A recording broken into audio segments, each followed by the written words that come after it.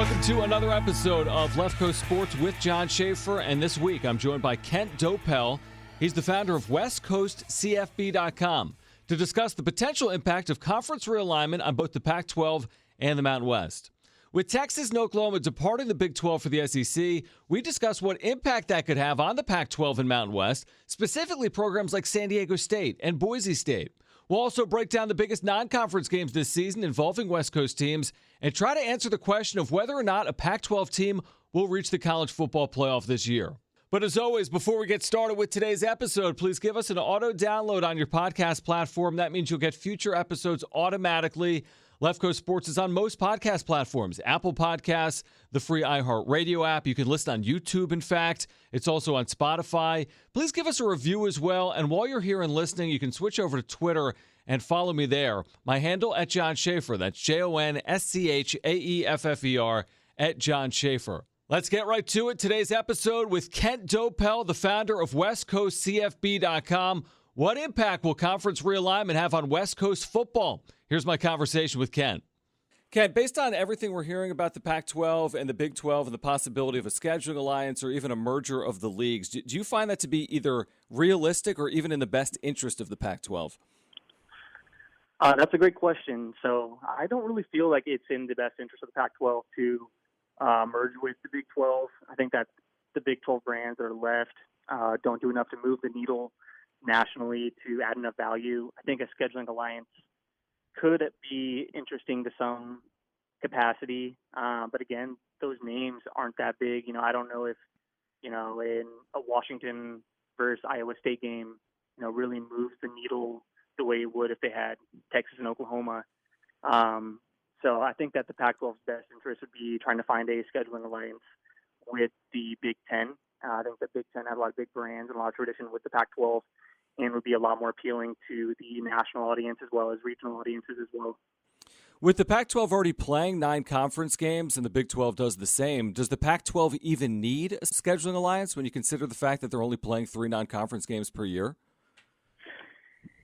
Yeah, that's a really good point too, is, I don't know if the Pac-12 really needs a scheduling alliance. A lot of these Pac-12 programs already have a lot of big games built in, and the big programs like USC, Oregon, UCLA, Washington, they're already attracting big-time non-conference opponents to, fill 1 to 2 games each year. Oregon has Ohio State this year, Washington has Michigan. So, USC's already got Notre Dame every year, and they'll also find big-time opponents to fill the schedule. So, again, it doesn't seem like, it's too much of a need for the Pac-12. It seems like it would really help the Big 12 out, but not so much the Pac-12. Do you feel as if Texas and Oklahoma to the SEC is the first of many dominoes to fall in conference realignment? I think that it is going to be a lot of movement going on. I think that we're kind of in a waiting period here, figuring out what the Big 12 is going to, what's going to happen to the Big 12, because right now there are 8 teams. That's not sustainable. I think that the AAC is going to look to poach those Big 12 teams. Big 12 teams are going to try to poach the AAC and the Mountain West teams. So it's kind of just, who kind of wins out in those initial push-pull setups. So I think it's possible the Big 12 could just kind of collapse and have their teams go between the AAC and the Mountain West. Maybe if you even go to another P5 conference like the Pac-12 or Big 10. But I do think there's going to be a lot of movement going on in, it may not be this offseason, but at least in the next couple of seasons.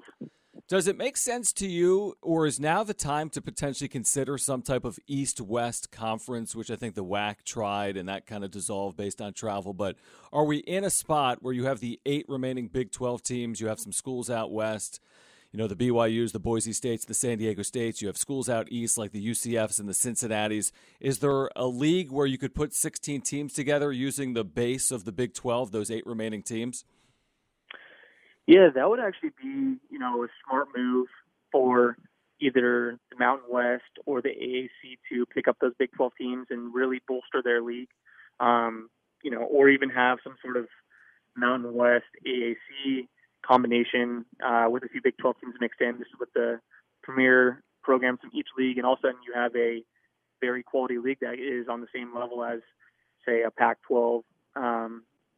So I think there are a lot of strengths to doing something like that. I think the Mountain West is going to be very interested in trying to bolster their league as well by adding 2 teams. So I think there's going to be a lot of movement and discussions going on behind closed doors.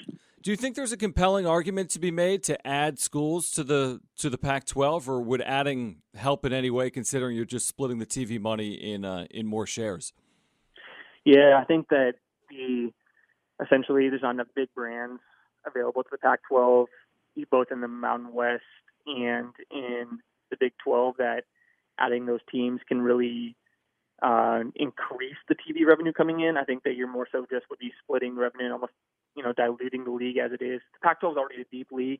I think the problem with the Pac-12 is it doesn't have enough teams at the top. So that's when, adding a Texas, Oklahoma would be big for the Pac-12 if they could have done that. But, I don't think that at this point, adding a team like, West Virginia, Iowa State is going to be enough to move the needle and increase that TV revenue to be worth it. What's the argument against adding a school like Boise State? To the Pac-12? Yeah. Yeah, I think that, if the Pac-12 was going to expand, I actually think their attention would want to be on teams like San Diego State and UNLV that are in really big markets. Both have great stadiums. San Diego State is being built right now, and UNLV is playing in the Raider Stadium. So I think that those are a lot more compelling because of the potential for growth. You give them the Pac-12 brand, those places could recruit very well and potentially become powers down the road. I think that Boise State, being in Boise, is a very limited TV market. It's a limited recruiting pool, too. It doesn't really add to the Pac-12, recruiting ability in any way. So I don't think the Pac-12 would have too much interest in Boise State. I think Boise State would be appealing to a conference like the AAC, but I don't think the Pac-12 would be interested in Boise State. And then does basketball play any role in this? You mentioned San Diego State. First of all, they've had a lot of on-field success in football. They've had tons of success against the Pac-12. You talked about the new stadium that's coming to San Diego as well. And then you look at a program like San Diego State's men's basketball program. It's been among the best in the nation the last 20 years. But typically basketball isn't playing a role in these decisions. Is that accurate to say? Yeah, I think it's very secondary. I think it's definitely, a plus to having a basketball program, but I don't think that it is nearly as important as having a good football program. But, in San Diego State's benefit, they have a good football program that's won a lot of games against the Pac-12 the past few years. And they also have a really good basketball program. So, and then the great city and, having a new stadium being built. I think San Diego State is attractive to, potentially the Big 12, Pac-12, or even the AAC in some capacity. There's definitely, they're probably the most intriguing team of any in the Mountain West.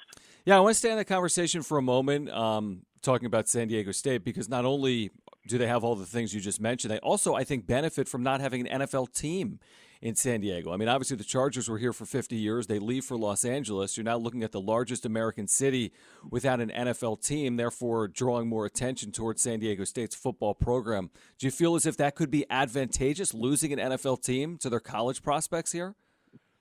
I think so. I think that if, especially if San Diego State was to, begin to join a bigger conference and have big-time opponents come play in San Diego, fans are going to turn out. This year they're hosting Utah on September 18th in San Diego, and I think that's going to be a draw as well. So I think that it's definitely a plus. That's going to be kind of the hometown team now for football, and I think there's going to definitely increase attendance once that new stadium is built too, and just interest in general. Switching gears to on-field and looking at the Pac-12, and there's always a good slate of non-conference games like you talked about because of Notre Dame. What is the non-conference game involving a Pac-12 team, or maybe there's 2 games that you're most looking forward to this year? Yeah, I would say that the one I'm most excited for is Oregon-Ohio State, the premier team in Pac-12 this coming season in the past couple of years, and then also Ohio State obviously has just been a perennial power and played in the national title last year. So I think that one is the one I'm looking most forward to. And then I would say secondarily, it might be the, USC Notre Dame game, just a classic rivalry. And Notre Dame should be a top 10 team again. USC has potential to be a top 10 team. So that should really, help determine, how the Pac-12 is perceived as a conference and also USC's potential playoff chances. So I think that's going to have a lot of implications on that game. Ken, I feel like it's always an important year for Clay Helton, but really what is on the line? I mean, is it Pac-12 title or bust? Is it Pac-12 title game or bust? What does he need to accomplish? Yeah, he's really been just kind of holding on, and it feels like every year he's on the hot seat, and we expect him to not survive the year, but he just keeps, doing just enough to get by. With what they have coming back this year, I think that people are going to expect a 10-win season. I think he doesn't need to win the Pac-12, but if he wins 10 games, I think he'll be safe, based on what they've shown in their administration the past few years in regards to keeping him. So I would just say if he can pull off a 10-2 regular season, even if it didn't involve winning the Pac-12 title, I think he's safe. But anything less than that, he's going to need to win the Pac-12 title to survive. And, I don't think 9-3 is not going to be good enough this year. Across town, what does Chip Kelly need to do in Westwood, and what are the expectations this year? Yeah, Chip Kelly, when he was hired at UCLA, I think that most people thought that was a home run hire, and, tons of teams wanted him. Florida wanted him really badly, and he's really struggled to some capacity there. But last year they showed, signs of getting back to at least having a dominant offense, which you expect from Chip Kelly. But I think that if he can continue an upward trajectory, he'll be safe. So, reaching a bowl, maybe a 7-5 season, maybe even 6-6 could potentially save his job. I think that 5-7 might be where UCLA draws a line and decides in a different direction. If Oregon is the Pac-12 favorite, and maybe it's USC, but if it's Oregon, if they don't beat the Buckeyes, is there still a path to the college football playoff, considering the recent history of the Pac-12 and really just the narrative of West Coast football over the last half decade or more? Yeah, that game's going to be really big for Pac-12 perception. I think it comes down to how Oregon plays that game. If they lose a close one, I think that there's a chance of Oregon, then runs the table that they can make the playoffs. But if they are to play Ohio State and lose, 40-7, I think that's going to put the Pac-12 in a really tough spot and really hurt the perception of the league again, where people are going to think that, there's no point in putting the Pac-12 in the playoff if they can't compete the best of the best. Are you a proponent of the expanded college football playoff? And because I would think it has a huge impact potentially on not just Pac-12 football, but Mountain West football moving forward as well. Yeah, I think they need to expand it. The current format with 4 teams has just kind of really, I think, isolated the college football world into just a few programs. If they expand to 12, I think that really helps keep fans engaged throughout the season and makes winning your league, that much more important with that, carrot dangling in front of you, knowing you can make the playoffs. So I think that for, fans continue being interested in really caring about the, college football as a whole, that expansion is important for that. Before I let you go, I want to get your thoughts on the Mountain West, which was a really interesting league a year ago. I mean, San Jose State had been a doormat. They had that remarkable, magical run. They beat Boise State in the Mountain West title game. How do you see the league this year? I mean, Boise's always a favorite. San Jose State and Nevada are both supposed to have good years. San Diego State's defense has been among the better defenses in America the last couple of years. How do you think the Mountain West race shakes out? Yeah, as you mentioned, I think that Boise State, Nevada, and San Jose State are the 3 teams that are really the real competitors for the title there. Boise State's going to be breaking in a new head coach, so that'll be interesting to monitor. And Nevada has the best quarterback in the league and just a great offense and had a great season last year. I actually think that Nevada is going to be the team that wins the Mountain West. I think they'll beat Boise State in the Mountain West title. But San Jose State is going to be another one that's interesting to follow because they were the team that won the conference last year. So definitely keep an eye on them. And there's a few dark horses like San Diego State and Fresno State as well that have some talent that could make a run. But I'll give the nod to Nevada at this point, with Boise State being the next best. We talked about the narrative that's set because of Ohio State-Oregon. Do you feel as if it's an important narrative game, that Boise State-UCF opener, that the winner of that might have a leg up in terms of what league has a chance to get a New Year's Six bowl bid this year? Yeah, that's a great question. If Boise State, loses that game and they don't have a great season, then that could, play a role in how the Mountain West is perceived, since Boise State is considered the biggest brand in the Mountain West. But I think that the Mountain West could have a chance with Nevada, having Carson Strong at quarterback. He gets a lot of national attention since he's a projected first-round pick, that people, may be intrigued in seeing how he can do. And if they can beat Boise State also, then they'd probably have a chance at it still. So I think it's important, but not as important as the Oregon-Ohio State matchup. All right, final question for you, Ken. If you had a crystal ball, will the Pac-12 send a team to the college football playoff in 2021 or not?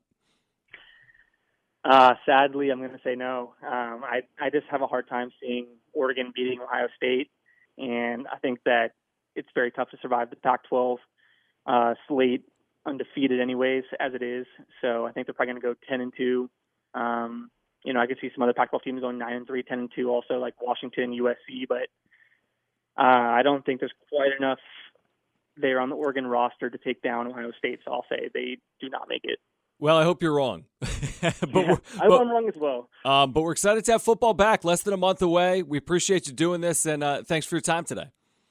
Yeah, thank you for having me on. I appreciate it. If you're a fan of West Coast college football, then westcoastcfb.com is an invaluable resource. Make sure to check out the site and give them a follow on Twitter as well, at westcoastcfb. That's at westcoastcfb. They've got a new article up right now, in fact, ranking Mountain West football coaches heading into 2021. It's a one-stop shop for Pac-12 and Mountain West football fans. Also, this reminder, don't miss the best high school football games from the past season with Classic Game Time Fridays on YourView. That's Classic Game Time this summer only on YourView. If you haven't already, please subscribe and auto-download future episodes on whichever podcast platform you're listening to this podcast on right now. Please leave a review as well. And once again, please follow me on Twitter at Jon Schaeffer. That's JONSCHAEFFER at Jon Schaeffer. For previous episodes or more information about Left Coast Sports, you can visit yourview.com. That's YURVIEW.com. Thanks for listening as always this week, and we'll catch up again next week right here on Left Coast Sports with Jon Schaeffer.